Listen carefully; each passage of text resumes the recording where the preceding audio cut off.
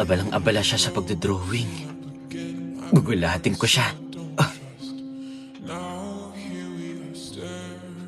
Yuro, pwede bang tayo na? Oh.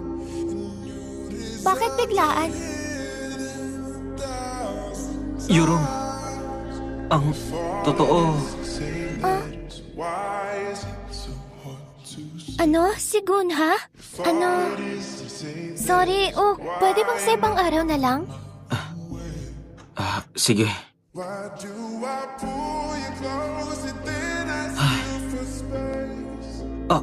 Kumain na kaya tayo lahat dito. Matagal na rin, hindi ba? Hello?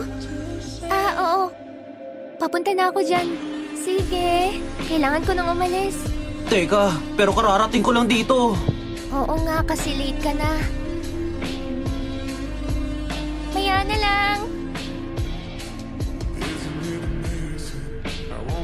Si Gunha ba yun?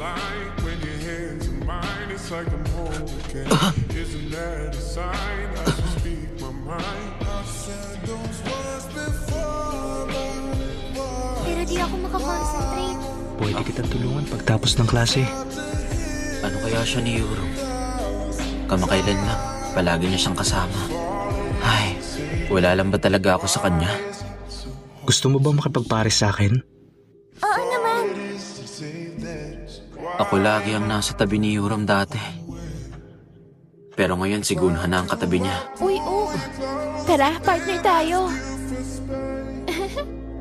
Teka, sigurado ka ba dyan? Oo. Anong topic ang pipiliin natin? Narinig ko na medyo mapili raw ang prof natin.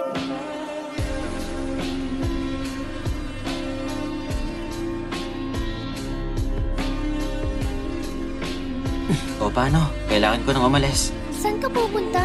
May kikitain ako.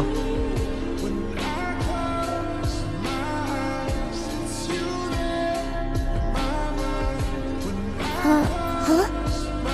Si Uk. Uy, Uk! Hello? Sino to? Sa main gate ba?